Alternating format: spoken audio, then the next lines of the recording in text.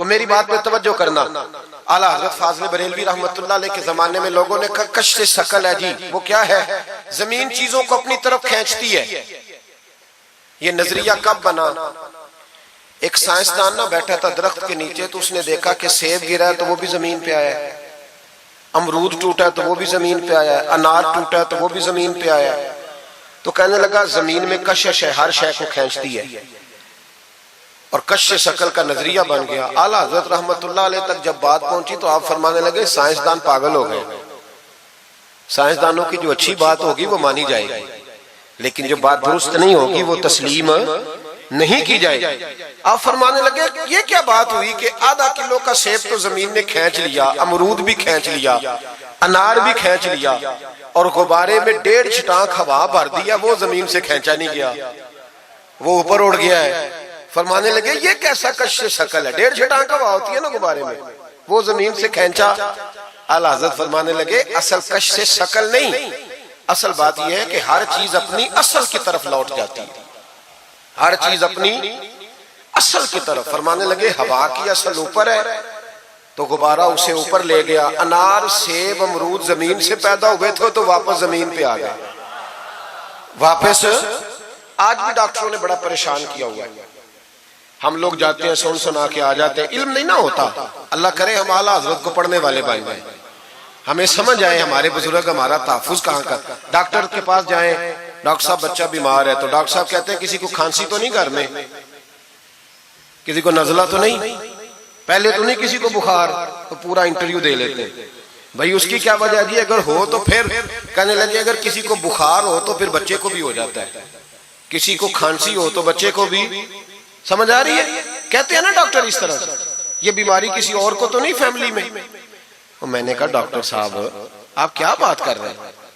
नबी पाक सल्लल्लाहु अलैहि वसल्लम ने फरमाया है कि बीमारी मुताद्दी नहीं होती, एक से दूसरे को नहीं लगती बीमारी, एक से दूसरे को। ये सही बुखारी में मौजूद है। नबी पाक सल्लल्लाहु अलैहि वसल्लम से एक शख्स ने कहा हुजूर मेरे ऊंट को खारिश पड़ गई, और वो जो ऊंट खड़ा है उसकी वजह से पड़ गई है। तो क्या मेरे महबूब का समझाने का अंदाज है? मेरे करीम रसूल फरमाने लगे तेरे ऊंट को तो उस ऊंट से खारिश पड़ी है, बता उस ऊंट को कहां से पड़ी थी?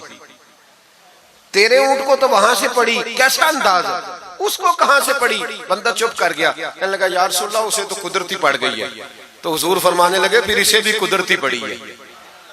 डॉक्टर कह रहा है जनाब खांसी है तो खांसी लग गई, शुगर है तो शुगर। ओ भाई सुन, अगर तू ये कहेगा ना कि एक से दूसरे को बीमारी लगती है, तो जिसकी माँ फालज की मरीज है उसके बच्चे उसकी खिदमत करेंगे?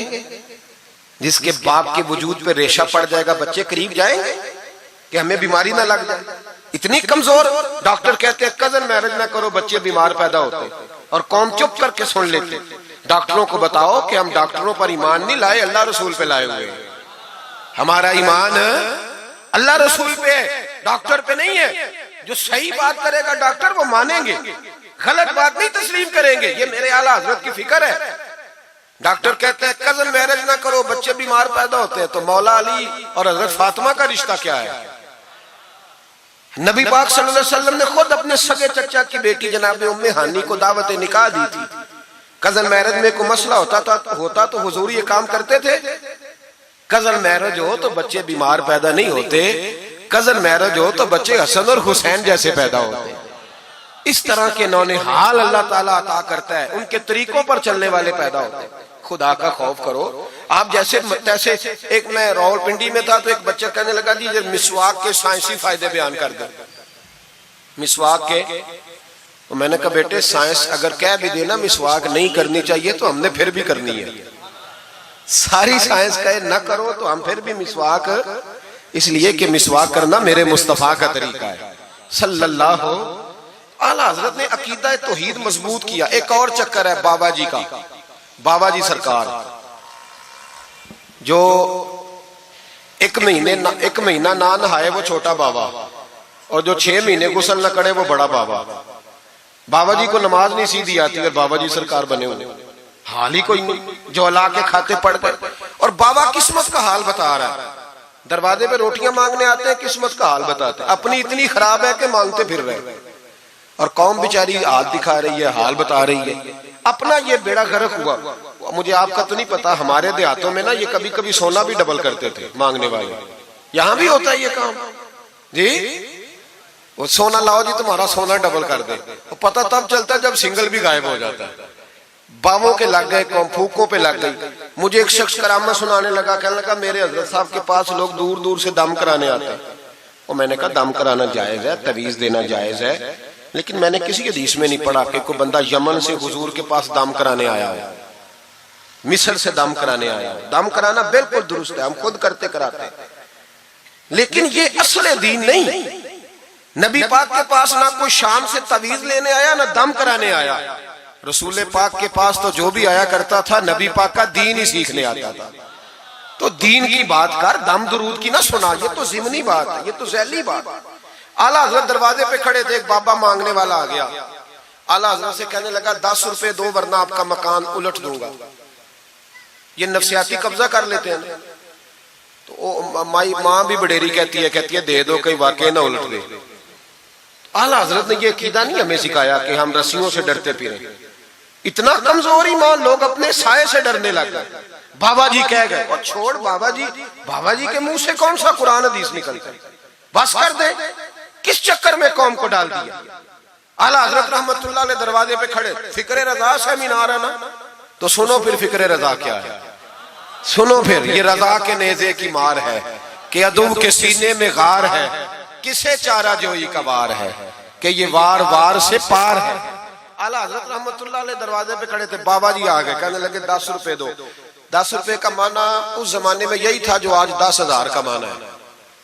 10,000 मांग लिया, कहने लगा दो नहीं तो मकान उलट दूंगा।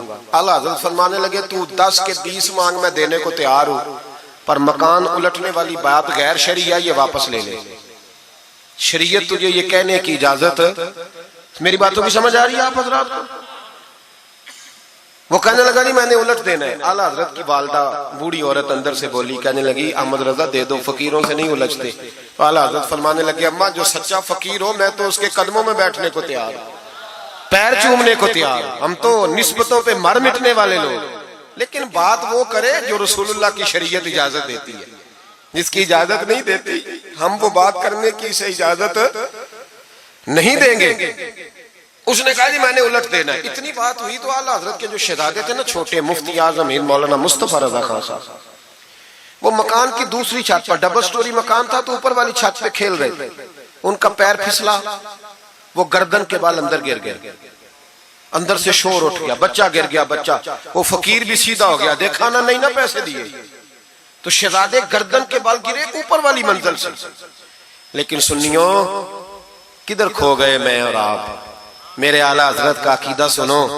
फाज़िल बरेलवी अंदर नहीं गए, हालांकि हुजूर अलैहिस्सलाम का फरमान मौजूद है कि औलाद आदमी को बुज़दिल कर देती है, औलाद के हाथों बंदा कमजोर हो जाता है। अंदर नहीं गए, वहीं खड़े रह के कहने लगे अम्मा मेरा एक बेटा है, मेरा 1000 भी हो तो मैं सारा नबी पाक की शरीयत पे कुर्बान कर दूंगा, लेकिन किसी भावे की मैं गलत बात मानने को तैयार है। आला हजरत की जुबान से ये लफ्ज निकले तो साहबजादे उठ के दौड़े आए, कहने लगे अब्बा जी जरा इधर तो देखें, मैं दूसरी मंजिल से गिरा हूं पर मुझे खराश भी कोई नहीं आई, मुझे खराश भी कोई नहीं आई, देखे मेरे कपड़ों को मिट्टी भी नहीं लगी। आपके 2-3 मुरीद खड़े थे, कहने लगे हुजूर ये आपकी करामत है। आप फरमाने लगे मेरी करामत नहीं, ये मेरा अकीदा है, तौहीद है, ये मेरे रब पर ईमान है, खराश नहीं आई।